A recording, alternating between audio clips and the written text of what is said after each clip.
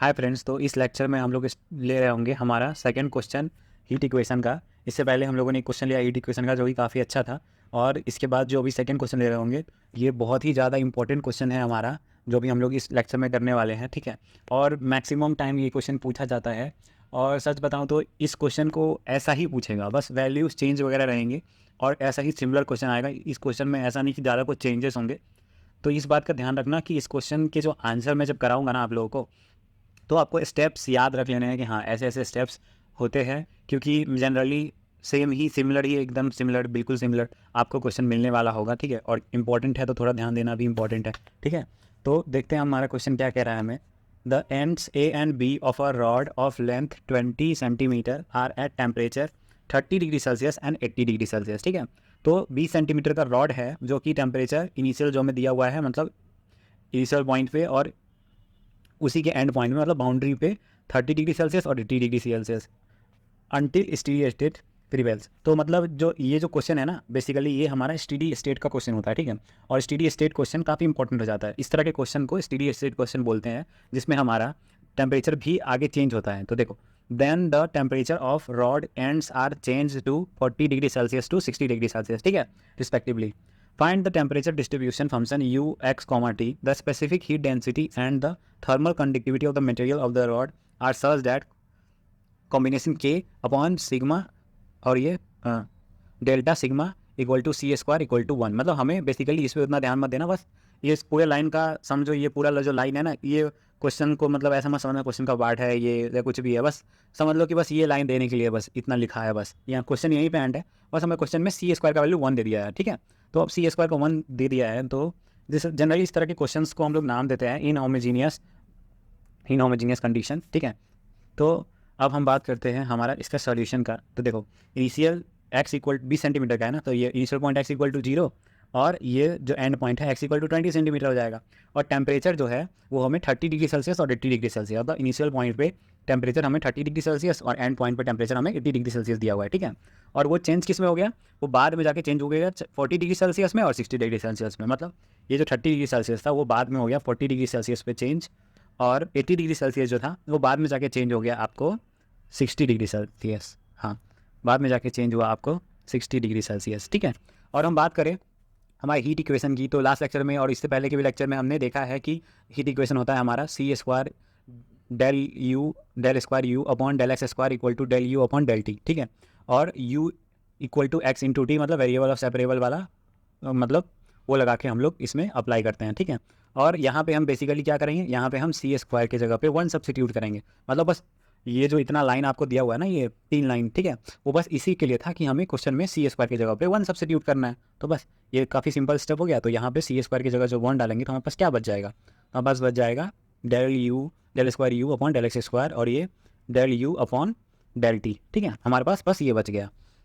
अब बात करते हैं इनिशियल टेम्परेचर। ठीक है, तो जो इस तरह के क्वेश्चन होते हैं ना स्टेडी स्टेट वाले, उसमें इनिशियल टेम्परेचर का एक फार्मूला होता है जिसमें हम इनिशियल टेम्परेचर फाइंड आउट करते हैं। ठीक है, तो उसके लिए फार्मूला होता है हमारा alpha plus beta minus alpha upon L और एक्स। ठीक है, तो ये जो अल्फा होता है वो हमारा ये फर्स्ट पॉइंट का इनिशियल टेम्परेचर होता है, और ये सेकंड पॉइंट का जो बीटा होता है वो सेकंड पॉइंट का टेम्परेचर होता है। ठीक है, तो इनिशियल टेम्परेचर में क्या था, क्या आ गया हमारा इनिशियल टेम्परेचर में जो अल्फा है वो हमारा 30 है और बीटा जो है वो हमारा 80 डिग्री है सर। ठीक है, तो ये हमारा फर्स्ट पॉइंट का और ये एंड पॉइंट का हो गया। ठीक है, तो अल्फा यहाँ पे 30 डिग्री और बीटा हो गया हमारा क्या, बीटा हमारा यहाँ पे हो गया 80 डिग्री। ठीक है, तो फार्मूला में हम अल्फा का वैल्यू पुट करते हैं, 30 आ गया अल्फा, और यहाँ पे बीटा क्या है, ये 80 डिग्री सेल्सियस, तो 80 माइनस 30 माइनस अल्फा है ना, और अपॉन में एल, लेंथ कितना है 20 सेंटीमीटर का लेंथ है और एक्स से मल्टीप्लाई है।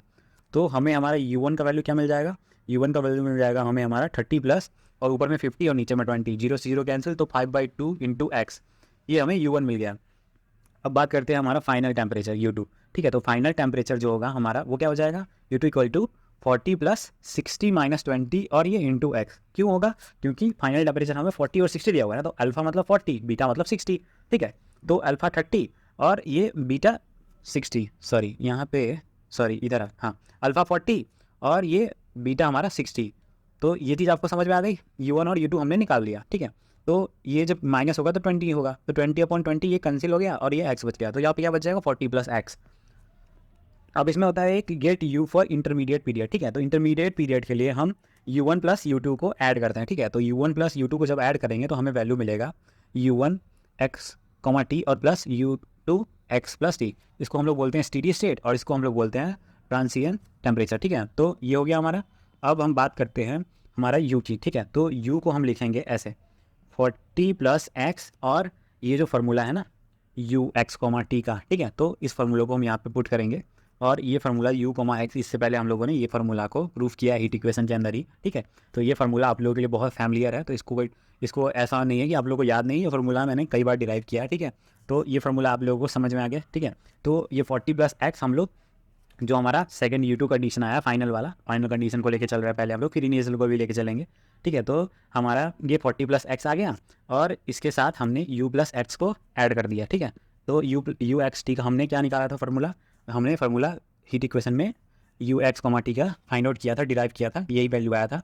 अगर आप लोग को एक बार याद नहीं है तो आप लोग उस लेक्चर में चले जाओ, हीट इक्वेशन के फर्स्ट लेक्चर में जिसमें मैं हीट इक्वेशन समझा रहा हूँ, उसमें ये फार्मूला मैंने डिराइव किया है, ठीक है। और ये formula sigma A N cos P X plus B N sine P X और ये E to the power minus P square T square और सी स्क्वायर होता है, ठीक है। लेकिन अब सी स्क्वायर का वैल्यू हमें क्वेश्चन में 1 दिया हुआ है, तो पी स्क्वायर टी स्क्वायर बच गया, ठीक है। अब हम बात करते हैं हमारा u, मतलब जब x इक्वल टू 0 और ये t, मतलब हमारा इस पॉइंट के लिए जब x इक्वल टू 0 था, ठीक है। तो x इक्वल टू 0 था, उस पॉइंट के लिए पहले फाइंड आउट करेंगे, फिर x इक्वल टू 20 पे भी फाइंड आउट कर लेंगे। तो x इक्वल टू 0 पे हमें वैल्यू मिलेगा 40, ठीक है। अब वो कैसे मिलेगा वो हमें देखना है यहाँ पे।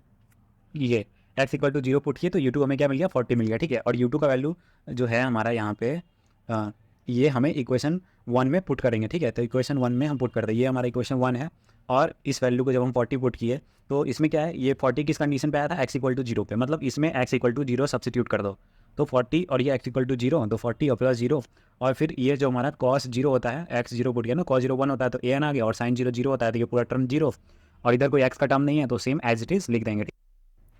तो यहाँ पे हमारा 40 से 40 कैंसिल हो गया और ये वाला पार्ट इक्वल टू 0 हो गया, ठीक है। तो जब ये वाला पार्ट इक्वल टू 0 हुआ हमारे पास ये वाला, तो इसमें हम या तो an को 0 बोल सकते हैं या तो e की power minus P square T को 0 बोल सकते हैं, ठीक है। तो यहाँ पे हम t का फंक्शन है तो बिल्कुल ये टर्म को हम 0 नहीं बोल सकते हैं क्योंकि इसमें t का ये जो है हमारा वो t का फंक्शन हो गया। तो हमारे पास बचता an है तो उसको हम an equal to 0 in equation 1, ठीक है। तो इन इक्वेशन 1 में हम जब 0 कब पुट करना है वो आगे करेंगे, हमने इक्वेशन 1 में 0 पुट करना, आगे जब हम फर्दर इक्वेशन को लेंगे तो an इक्वल टू 0 के साथ लेंगे, ठीक है। अब हम बात करते हैं x इक्वल टू 0 पे ले लिया, ठीक है। अब आगे की कंडीशन क्या है, x इक्वल टू 20, स्टार्टिंग में जो था x इक्वल टू 0 था और एंड में x इक्वल टू 20 था, ठीक है। तो x इक्वल टू 20 वाला कंडीशन लेंगे अब, तो x इक्वल टू 20, ठीक है। तो इसी इक्वेशन में जब x 0 था तो हमने 40 आया था, जब 20 लेंगे तो 60 आएगा, ठीक है। तो ये देखो इक्वल टू 60 हो गया और इसको हम क्या करेंगे इक्वेशन 1 में पुट करेंगे तो 60 इक्वल टू 40 प्लस 20, ठीक है। 40 था, 40 प्लस x था ना, तो x की जगह 20 पुट किया तो इससे क्या होगा, ये और ये वाला पार्ट बिल्कुल कैंसिल हो जाएगा और इधर इक्वल टू 0 बच जाएगा और इधर sigma B N sine P into 20 E की पावर माइनस बी टी और टी स्क्वायर, ठीक है।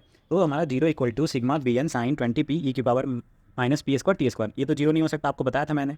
और ए एन ऑलरेडी 0 रखा है, ठीक है। अब ए एन 0 रखा है तो ये ए एन तो 0 रखा है, बी एन को भी 0 कर देंगे तो ये पूरा टर्म ही 0 हो जाएगा। तो फिर हमारे पास क्या बचता है, हमारे पास बचता है साइन 20 पी 0 करने के लिए, ठीक है। क्योंकि अगर आप लोगों ने शुरू से लेक्चर देखा है तो ये भी बताने की जरूरत नहीं थी, आप लोगों को पता है कि साइन वाला ही टर्म 0 के इक्वल करते हैं हम लोग और साइन 0 का मतलब होता है साइन एन पाई, तो साइन से साइन कैंसिल कर दिया और 20 पी इक्वल टू एन पाई लिख दिया और पी इक्वल टू क्या हो जाएगा हमारा एन पाई अपॉन 20, पी का वैल्यू एन पाई अपॉन 20 आ गया।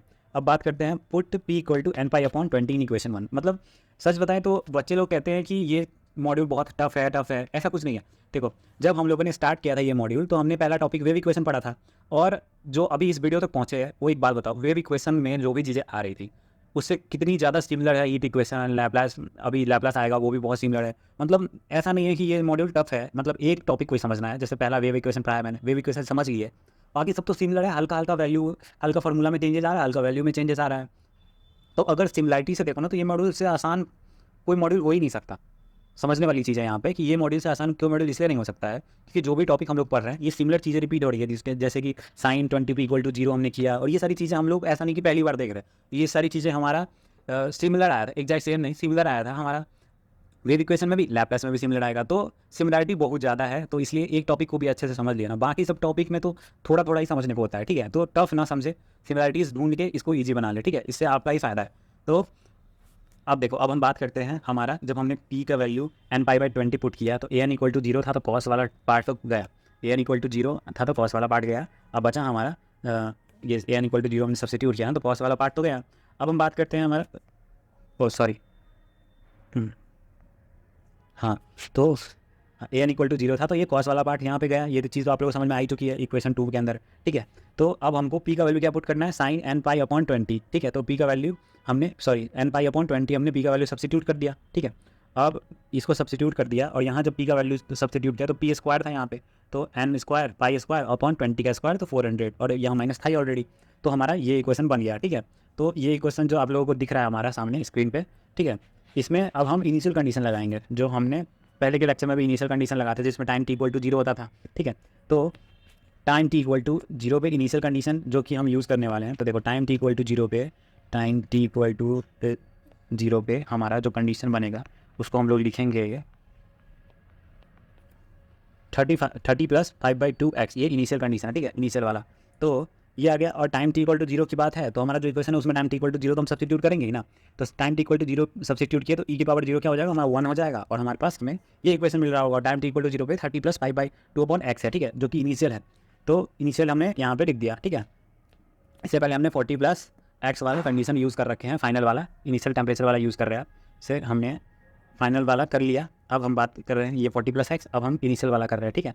तो हमारा इनिशियल वाले कंडीशन पे हम वापस आते हैं, तो ये हमारा हो गया 30 प्लस 5/2x और 40 और ये प्लस x, इस तरह से हमारा ये क्वेश्चन आ चुका था। अब इसके बाद हम ये देखेंगे कि हमारा x 5/2 माइनस x करेंगे तो ये हमें मिल जाएगा 3/2x, और ये 30 और इधर 40 कर दिया तो 30 माइनस 40 तो ये -10 आ जाएगा, और इधर हमें सिग्मा बी एन साइन इस तरह से वैल्यू हमें मिल जाएगा, ठीक है। और फोरियर के हिसाब से बी एन का फार्मूला होता है। अब देखो फोरियर की ज़रूरत नहीं है, मतलब यहाँ पे बस बी एन का फार्मूला है, फोरियर में ऐसा फार्मूला डिफाइन होता है इसलिए लिख दिया है। लेकिन फोरियर अगर पढ़ लिए हो तो पता होगा ये फार्मूला, नहीं पढ़े हो तो कोई बात नहीं, अभी के लिए फिलहाल ध्यान में रख लो। जब फोरियर आएगा तो ये फार्मूला क्वेश्चन करके आराम से याद हो ही जाएगा, ठीक है। तो ये फार्मूला होता है फोरियर का, B N equal to 2/L 0 से L limit F X sine N pi X upon 2, ठीक है।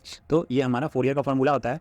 तो इसमें हम एल का वैल्यू सब्सिट्यूट करेंगे, जो कि हमें क्वेश्चन में एल का वैल्यू 20 दे रखा है, जो लेंथ है हमारा, ठीक है, और रॉड का, और ये लिमिट 0 से एल तक है तो ये 20 हो गया। और एफ एक्स हमें फंक्शन जो एफ एक्स है वो क्या दिया हुआ है, वो 3/2, यहाँ पे 3/2x माइनस 10 दिया हुआ है, ठीक है। और दूसरी तरफ हमारा sine n by x upon 20 है।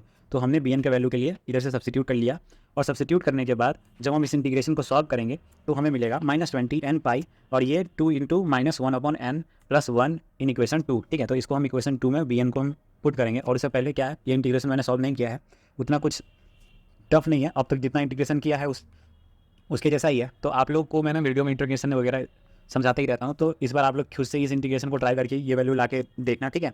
अब हम बात करते हैं हमारा, जब हम बी एन को इक्वेशन नंबर 2 में पुट करेंगे तो क्या होगा, बी एन इक्वेशन नंबर 2 क्या था, 40 प्लस एक्स, और यहाँ पे B N sine 20 N pi X upon 2, ठीक है। तो ये जो था ना, ये क्या है हमारा, ये हमारा कॉन्स्टेंट टर्म है। देखो इक्वेशन नंबर 2 में हमने जब बी एन को सब्सिट्यूट किया, ठीक है, तो ये क्या है, बी एन जो हम सब्सिट्यूट करेंगे तो आगे जो टर्म था फर्स्ट वाला, ये -20 क्या था, एक सेकेंड, हाँ -20 एन पाई, ठीक है। तो ये तो बाहर आ जाएगा क्योंकि ये कांस्टेंट है उस के, तो बाहर आ गया कांस्टेंट है, और सिग्मा n-1 से इन्फिनिटी, n से वैल्यू इंक्लूड होता है तो n वाला टर्म तो आएगा ही अंदर, तो 2 की पावर n-1 की पावर n+1 अपॉन n, ठीक है।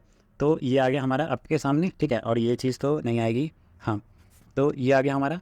अब ये इसके साथ हम लिख देंगे sine n by x upon 20 और e की power -n² pi square 40t, ठीक है। मतलब जैसा इक्वेशन नंबर 12 था वैसा लिख दिया, बस उसके अंदर हमने bn को सब्सिट्यूट कर दिया, ठीक है। bn को सब्सिट्यूट करने के बाद जो हमारा इक्वेशन आया, यही हमारा फाइनल सॉल्यूशन हो रहा होगा, ठीक है। तो आई होप कि आप लोगों को इसके स्टेप समझ में आ गए होंगे, और समझ में आ गए हैं तो जिसको समझ में स्टेप आ जाते हैं तो उसको रट्टा मारने की जरूरत नहीं पड़ती, फिर अपने आप याद हो जाती है, ठीक है। तो स्टेप समझ में आ गए हो तो अच्छे से इसको याद रखना, और एक बार इंटीग्रेशन वगैरह वाली चीज़ें ऐसा नहीं कि छोड़ दिया, इंटीग्रेशन तो आसान होता है। देखो इंटीग्रेशन में मिस्टेक्स हो जाते हैं, प्लस माइनस में, या निगेटिव पॉजिटिव, मतलब साइन की जगह कॉस लिख दिया, ऐसी छोटी मोटी गलती हो जाती है और पूरा का पूरा सॉल्यूशन आते हुए भी खराब हो जाता है। तो मेरा मानना ये है कि कॉपी पेन लेके कम से कम लेक्चर में बैठो, कि जो भी इंटीग्रेशन आते हैं, इसलिए मैंने अभी इंटीग्रेशन नहीं बताया, जो भी इंटीग्रेशन आते हैं एक बार खुद से सॉल्व करके देखो, ठीक है। तो आज के लिए इतना ही, थैंक यू।